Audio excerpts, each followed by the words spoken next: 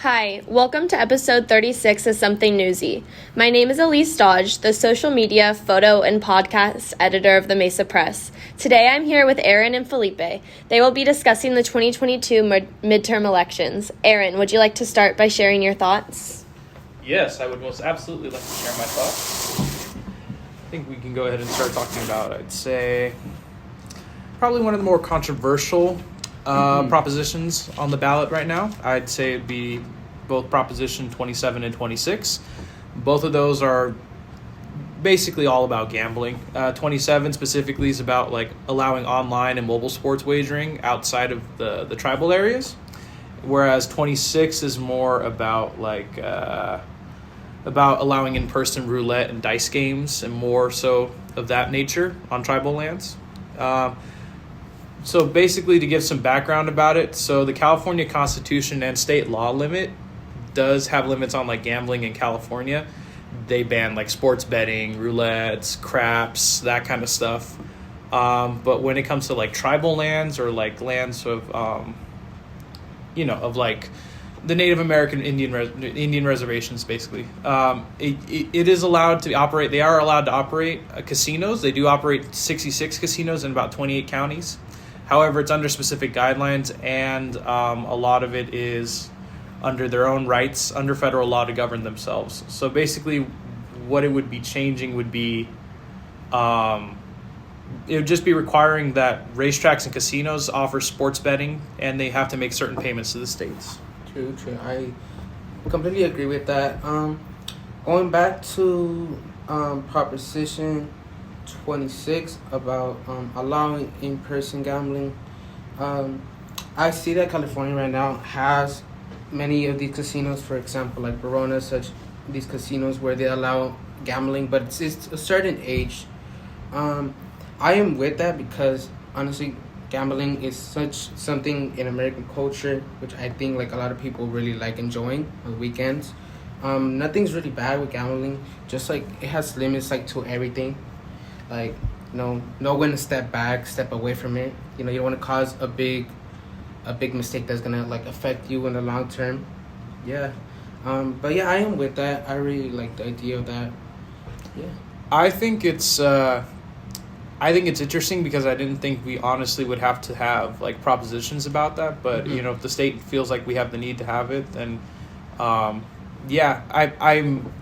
for sports betting. It's just interesting to me when I talk to the older generations about it. They're like, oh, you shouldn't be betting on team sports or anything like that. It goes against the law. Like Pete Rose, he's not in the Hall of Fame because of something like that. Whereas nowadays, whenever I tell people, I'm like, hey, the NFL and the MLB are all like officially sponsored by DraftKings and all these other companies. So it's like, so it's like not that big a deal for me. Yeah. But I feel like we should be at least like, I know with the lotteries, it's like somewhat of a tax, but I feel like we should be getting at least like, I don't know, at least like 1%, because that's all untaxed revenue. I'm not saying that it's bad. I'm just saying that there should be at least some benefit to the state in addition to allowing these laws. That's all. Of course. Just like how they do like when you win a big like jackpot at a casino, they take some type of payment, like basically like they tax you out on it. I don't see anything bad with it too. It's something that's really normalized, like on social media. Many people like betting on their favorite sports team, on their favorite UFC fighter.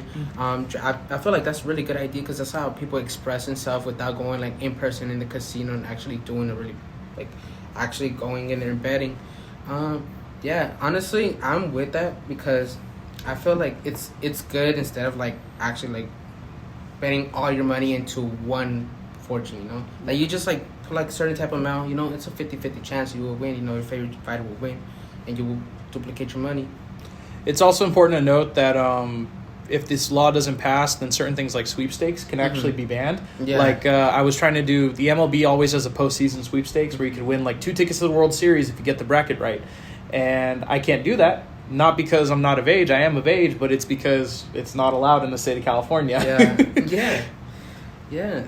is true. Like also, betting on stake. What do you think about that? Like on Proposition, I believe it is Proposition 27, where you could bet like on stake, on big platforms like that. online gambling.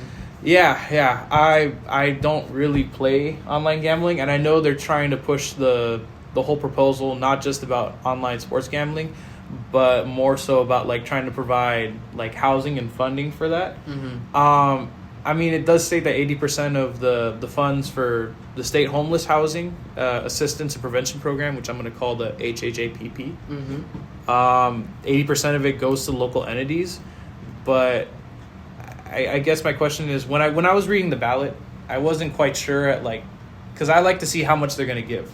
When I was reading my ballot, it didn't state how much expected income there was going to be generated for that. Mm-hmm. So I don't know. For me, it's like the only time I think about sports betting is when I do the sweepstakes, and that's it. Yeah, I'm not a professional gambler or anything like that. But if people want to do that, they can do that, and if not, then not. Yeah. Yeah. I'm with it, and I actually think it's a good idea that you have to be 21 years of older to actually like go on these platforms and actually bet. Because I feel like as an 18-year-old, I will probably lose my whole savings just betting on that, because I would think I have all the luck in the world. Yeah, I remember when I turned 18, I kept buying a lot of lottery tickets those first 3 months. No, for real, yeah. And honestly, I think it's a good idea for them to tax 10% of each winning, because, you know, just maybe if people actually keep on winning the full winnings, they will come back, and eventually like it will build something past that. But yeah, I just find it funny that it says here that the proposition would allow bets on not just athletic games but also some non-athletic events, which made me question like what? And then they list stuff like award shows or video game competitions, and I was just thinking, people do that? People actually like wager like who's gonna win awards or anything like that? Imagine betting on the Oscars. Like, oh yeah, this actor's gonna win this one. Yeah, or like it would have been funny to see like what were the wagers like. It would have been interesting to see like after going back to this past Oscars, like you know how Will Smith how he won Best Actor for King Richard. It would have been interesting to see like the loan sharks, to see it go, like if they were watching it, to see the odds of him winning it go from like a certain amount to after the slap to just go down or go up. That is hilarious. Yeah. It would have been very interesting to see. Yeah, imagine like you would have betted on Will Smith slapping Chris. Like, hey, I don't think anyone saw that one coming. No, that was so funny. Oh God, that would caught me off guard. Yeah. But yeah, I guess I would be in favor of sports betting, but I don't really think about it that much. Yeah, that is, and I'm in favor of it, and I think it's a good idea of them making a 21-year older. Yeah, definitely. Because an 18-year-old betting online doesn't sound like a good idea. Well, no, because you're naive, you're stupid. You not to be disrespectful. But I understand. You know, I think that too. You know, because like sometimes I'll be betting some like on sports betting and all that too. You know, like I'll see it. I know in this state at least we've raised the age of smoking, I know, from 18 to 21. So I think it's just part of like just a whole like overall thing in California to just raise everything to 21. Because we've had the drinking age has been at 21 since, I want to say, even before Prohibition happened. So it's just like, I think common for us, I guess, to have everything above 21 or older in the state of California. But it's a big state, you know, it makes sense. A lot of people. Yeah, you're 18 and you're barely like developing that like part of your brain, like what's good, what's wrong, like you're maturing, you know. Because you can't give a 18-year-old case of beers on the weekend. It would be a bad idea, you know. They go out, cause bad accident or something, you know, coming from an 18-year-old. Yeah. Yeah. I think there's another one that's going on the ballot. It has nothing to do with the gambling, but Proposition 28, it is important because it's about funding, specifically about like the arts and music education in public schools. I went to an art school for high school, and for me at least, the issue wasn't about funding. The issue was about where exactly the whole school was spreading the funding. So I was in the music department, and most of the funding, I'm not going to name the high school, but if you're listening and you probably know, most of the funding went to the musical theater department rather than like the music department where it mattered, or the cinematic arts department where it mattered, or even the art department where it's in the name. So when it comes to the money, it might be different for your school, but at least for the one that I went to, it doesn't matter. I am voting yes, honestly, on this one, but from my own experience, it's a unique one. So yeah, do you have any other? Yeah, I am voting yes on this one as well too, because I took arts from freshman year to my junior year, which was band. I feel like it's a great expression for kids. Like it's a way for kids to express themselves, like musically, and like theoretically, because like if you could express yourself in many ways, like some kids could express themselves in music, like they find that passion for music, and it's a good way. And like in my school, honestly, my school really didn't really fund my program as much. We didn't have a drum line. We didn't have a after school program to like where kids could actually hang out and like listen to music and actually like practice these beautiful instruments and like finding and building a passion for it. So yeah, I am voting yes on this because like kids like find their way, just like how like we have the arts program, we have like all these different type of programs. They should like fund from music. It's a good way for kids to express themselves. What instrument did you play? I played the clarinet. Oh, clarinet. The clarinet and the tuba. Yeah, I was in the wing. Nice. I had a couple friends who were in the jazz group at our school, and it was very interesting because junior year, at the end of it, we got announcements from the music department that 3 of the 4 teachers were leaving. So we could just tell that, okay, they're trying to do a regime change, like completely for the music department, because all 3 of those teachers who were leaving had vocally expressed a disinterest with the school. Like they had vocally expressed disinterest with the people who were working there and all that. So we could just tell that things were not going the way that everyone wanted it to go. So I'm kind of glad that it happened at the end of my junior year rather than like freshman year or anything like that. Yeah, totally. Especially since my senior year, it ended with the whole pandemic and all that, so it didn't really matter. Unfortunately, that pandemic, unfortunately. Yeah, it just sucks. Oh well, it's in the past. Oh, well. What else do we got? I know Prop 29. That one is talking about dialysis specifically. More so, it's about like requiring licensed medical professionals to be at the dialysis clinics. I know they say in the advertisements that, if you vote against if you vote no on Prop 29, you're saving my life or stuff like that.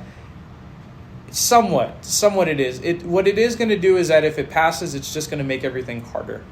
It's going to make the department, the California Department of Public Health is going to get more stricter on how they hand out, I guess, the dialysis clinics. So in that regard, I'm going to say no, because from experience, at least, my grandpa was in a nursing home, and people that we knew there had family members in that home who were only there because they needed dialysis. They needed to live there daily. They needed to get daily cleaning of the kidneys. And I know the place that he was at was not the best when it came to like the medical. It was not like One Flew Over the Cuckoo's Nest, but it was more like halfway between that one and like the retirement home from The Simpsons. So when it came to the people, so to think that not even they would be allowed to do work is kind of scary to me. So yeah, I'm gonna vote no on that one. Yeah, I'm gonna vote no. I feel like they should keep on continuing like helping like the older generation with like dialysis, and it's a good idea because like honestly that helps them like every single day with them. I got you. Speaking of people who need help, the Padres have been doing really good recently. Oh, yeah. Padres, man, the Padres. I honestly cried. I cried on Saturday. I have to be a man about it. I cried on Saturday after that 7th inning. Well, yeah, I mean, it was just terrible. I mean, they tacked on, like, what was it? I know they did, like, it was a big lead in the 7th, but the Dodgers dug them into a pretty deep hole in the beginning. Dodgers were up 3. Up 3-0. Yeah, up 3-0. Yeah, they scored 2 runs in the 3rd, and then they put on another one in the 7th, and then the bottom of the 7th, the guys realized, we got to get our stuff together. We got to make sure we get some runs, and so yeah. I know Nola did really good. I'm proud, honestly, for Cronenworth because in the Mets series he went hitless, and then it wasn't until I want to say Game 2 or Game 3 that he finally got a hit of any kind. Yeah, this whole postseason. He did on 2 hits on Game 3 and 4. Yeah, Honestly, I'm really proud of the Padres. Honestly, it's been so long. It's been since 1998 since we got in this far. Yeah. You know, and unfortunately, in 1980 we made it that far, and actually, like, we got swept, you know. Yeah, you know. But hopefully, this season's gonna be better. Honestly, this is a Padres season. You know, I'm really proud of the team. I'm really proud of like the city. You know, it feels good having your like knowing your team is doing this well. Like it's been so long, and just the support that you get from the city. And I know the Padres feel amazing because like from all the support they're getting. Did you see the stadium? Stadium it's just been packed. It's insane.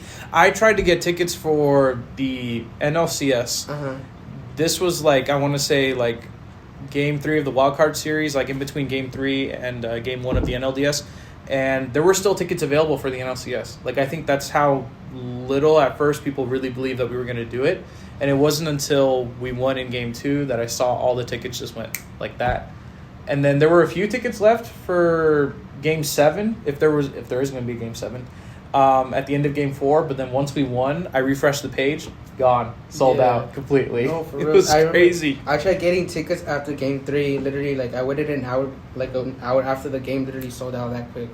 And I tried like finding tickets and I couldn't. And like they were reselling tickets for over $2,000. I know. And it was so crazy to me because I was like, damn, tickets were probably like $200, $300 a piece. When you look on the website, the tickets for Gallagher Square are going to be the cheapest ones. They're like $80 each. Yeah. I regret not buying them. I had Game 7 tickets for the NLCS. They were like in section 215, so they were seats, $88 a piece, and I had them. And I didn't buy them because I was like, you know what? Maybe they're not going to make it. Maybe they're not. But I kind of regret not buying them because I would have. Hey, Mom, if you're listening to this, I would have given you them as a gift. I would have given them as a gift. I would have been like, hey, Mom, what are you doing on Monday night? Oh, nothing? Oh, let's go down to Petco. Yeah, dude, honestly, I was like, I got so disappointed when I didn't get those tickets. I told my dad, I was like, Ray, finna get those tickets, we're finna see them win, Dude, it's so crazy how people didn't think we were not gonna beat the Dodgers. It's crazy because the Dodgers are coming off a huge season with, I think, over 100 wins. Yeah, one of the best seasons I've ever seen in baseball. I'm a Padre fan, and even I can admit that those were a lot of wins. Those were 111. Yes. And then I was reading about in the paper because ESPN was stating that this is, I guess, is like the biggest win differential upset in MLB history, or at least one of the biggest. The only other one like this was in the 1906 World Series when the White Sox had 93 wins and they upset the Cubs, who had 116. It was actually the record at the time for most ever wins. Yeah, it's crazy. Honestly, this is a huge win for the Padres. Yeah. And then I don't know if you've been seeing, but I've been seeing a lot of different. It's interesting to see the games because for the while there, the jerseys were cheap. So when you go to the games, you see a lot of variety with the jerseys. Like you see them from just about every period that we have. I think the rarest ones though to see are like the ones from the mid to late 80s when we had the orange and brown, it was just orange brown. But you see a lot of these, like the 70s style ones, and then a lot of the 90s ones. But the City Connect ones, what's your opinion on the City Connect jerseys? Honestly, I really like them. You like them? I like them. Any reason why? The color's just really sick. Honestly, the color's something different we haven't seen in a while. It's really different from typical white and blue and brown and yellow. I got you. When I first saw them, I had seen what they did with Boston and Houston and Washington and all the other ones, but I just feel like us and the Dodgers, we kind of got like passed when it came to the cultural thing. Because I get it, the colors look nice, but the cultural aspect of it, I personally didn't really feel it. I know it's supposed to emphasize, papel picado, but I'm like, okay, if you show this to another person, they're like, oh, cool, that's like Miami Vice colors. Yeah. So there's no direct reasoning as to why we have this color. And it's funny saying this. For me, at least the way that I've seen it, like honestly, I haven't really seen that many people other than the average fan wear the hat, wear the hat or the jersey. It's like I feel like Padre fans don't really care about the jersey. We only care about it because we've been undefeated in the jerseys, and that's it. Yeah, honestly, going back to what you said, that is true. Honestly, when I first saw it, I did remind me of the Miami Vice color, and honestly, I thought about it, and it could have been a different, better color. Like it could have been like more kind of like, I'm saying, like, you know, the green, white, and red, since we're really closer to the border. You know, majority of like our fans are Hispanic, Latinos. I would not have minded a McDonald's theme because our flag is red, white, and yellow. Mm-hmm. So I know we would have gotten like heat from it, but hey, Boston got heat for choosing, you know, blue and yellow. They call them the IKEA uniforms. So, but it's because it's supposed to emphasize the bib that you wear on the Boston Marathon. Yeah, and at least that made sense. But this one, it's just like, I feel like when they did Miami's jersey, they were thinking, oh great, Miami, so we're gonna do Miami Vice, right? Because the Heat were selling a lot of them, and they were like, yeah, we have our own ideas, and then they went with that, and then they were like, okay, what's a team that we on the national stage don't really care about? Oh, the Padres. Oh, we'll give him that because and like try to attach it, and they tried. Honestly, they tried. Did you see the video for it when it came out? Yeah, I did see the video. What'd you think of it? The video, honestly, it really didn't stick out to me. Honestly, I didn't really pay much attention. I did see it, but it was just like something that I was like, oh, yeah. You understand? How about you? Yeah, I honestly thought it was like the video was a great way to get people excited about it. It had Tony Hawk in it, which was cool.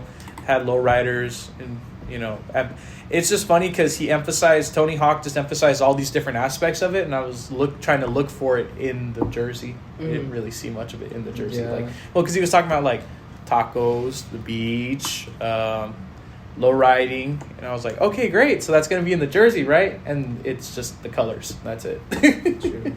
Well, because like, you know, the Giants, they had the Golden Gate like in a weird like faded on the jersey. You know, it's like, I just feel like us and the Dodgers, we got done dirty because the Dodgers, all they did was add a Los on the top of it, so it just says Los Dodgers, and then on the hat, instead of saying LA, it says Los Dodgers. And that's it. It's just blue and black. It's just yeah. I don't know. It's just I love jerseys. I love collecting them, but I don't know if I'll be adding those to my collection, honestly. I'm sorry if I'm sounding so negative. I'm just like... No, I feel you, you know. That's the reason why I haven't even bought mine, too, you know. It's really cool. It's really nice. It looks good.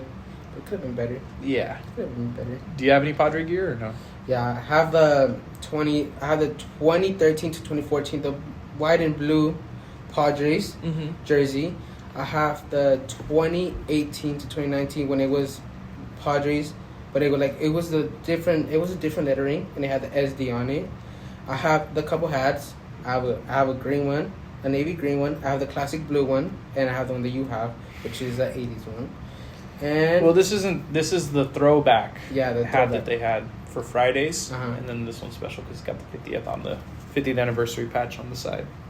Are you more into hats or like jerseys? So I used to have my hair really long, so I didn't really get much into hats until recently when I started cutting it short. So I have a big collection of jerseys. I've got more so just a lot of baseball and football jerseys, but when it comes to the Padres, I have this really cool 80s one that had Tony Gwynn's number on the back. I have a 1998 jersey. Well, it's customized. I bought the alternate at the shop when they were getting rid of the Majestics. And I bought an iron-on patch online of the Swinging Friar, and I ironed it on, so it's a replica, but it's an unofficial replica. And then I've just recently ordered one from Majestic, or like it's an old Majestic one, and it's like one that they wore. It's like one that looks like what they wore in 1984, like one of those. And then I did have an original. It was like a Mitchell and Ness 84 Tony Gwynn. I don't know what I did with it. I don't know if I gave it away or something, but it's like. It was nice. It was button up. There were buttons. No issues with it. Whatever. It was just a little small for me. But yeah. And then and then for hats, I have this one. I have a snapback of the mid '80s one with the orange and the brown. And I have one from 1998 or a 1998 styled one, and it has the 1998 World Series patch on the side. So yeah. Imagine how crazy the series would look if we went to the World Series. We're going to the World Series. Yeah, we are going to the World Series. There's no doubt about that. Yeah. I'm telling you guys, we are going. There's no doubt. We're beating the Phillies. Then we're beating. What do you think? Who do you got? Cleveland or Yankees? No. It's like, no, we're going against Cleveland. I know that. I just feel like, because especially if they win against the Yankees and then they play the Astros, I feel like Cleveland's going to have a lot more fire underneath them versus Houston, because Houston, it's like, I mean, it's great that they won 106. It's great that they won 106 games. I think that's great. But when it comes to the talent that they have, you know, they lost a lot of guys in free agency. They lost George Springer. They lost Carlos Correa. They lost AJ Hinch. He didn't come back. They kept Dusty Baker, so he went to Detroit. But for me, at least, I think Houston's on their last legs. If they don't win it now, if they don't win the pennant now, I don't think they're going to win it again. Yeah. So it is what it is. But I kind of hope that we don't face the Yankees, because they're doing pretty good. Yankees are pretty good. I mean, they're the Yankees, but they're doing pretty good. We're supposed to hate them, but they're doing pretty good. I mean, they got Aaron Judge, you know, California native. You know, he's from Fresno. Yeah. All right. Listen, how do you think Fernando Tatis is going to do next year? He's coming back after the injury and the suspension. He's going to have to do a lot of work to try and regain the fans' trust. Yeah. A lot of work, because I know it wasn't much, but the worm thing, he's going to have to do a lot to regain the trust, because he made me a little upset when he went off and did the dirt biking thing in the Dominican Republic and got his hand injured. And then when I found out I think it was like a couple weeks after they announced that he was going to be suspended, I guess they released a statement, and they were asking him about the injury, his hand injury, and he responded with, "What injury?" So there's an implication, I guess, that this was not the first time this happened. This was just the first time it was recorded by the team. So he's a little risky, but if he stays healthy and he doesn't act stupid, you know, it's a lot of money for a young kid. Yeah, dude, it's insanely money for a young kid. Like Manny Machado as well. But Manny Machado's doing really good this season. But Manny's older. He's older. Yeah, Manny has some experience. Like, he was at the Dodgers before Padres, right? He was in Baltimore from 2012 to 2018, and then they traded him right at the All-Star break. So he played for Baltimore in July of 2018, and then August he went to the Dodgers. So he was technically with the Dodgers for half a season. But it's just funny. I have a stepbrother. He big Dodgers fan. Him and his mom are big Dodger fans. It's hilarious to me. But he has, I think 2018 was the year that he really thought they were going to win it all, because he has, like, I think a shirt for, like, every single player that they had on the roster at the time. So it's funny to me, because I'm like, oh, they're a former Dodger. Or oh, no, they're a former Padre. Oh, they're a former Padre, because, like, he has a Machado shirt, which is very trendy. That was very trendy for the time to have a Machado one. And he has a Matt Kemp shirt, I think, too, which is funny, because I'm like, oh, they're former Padre. Former Padre. Yeah. So, yeah. I just find it, it's... So, basically, I just hope that he does well. I hope that he doesn't act stupid, and that I hope that he realizes that he's young and he has talent. Yeah, he comes back with a great season next year. Hopefully. Let's hope. Yeah. Let's podcast. Yeah. Awesome. Well, good luck to the Padres, and thank you, Aaron and Felipe, for sharing your opinions, and thank you all for listening to episode 36. Stay tuned for episode 37.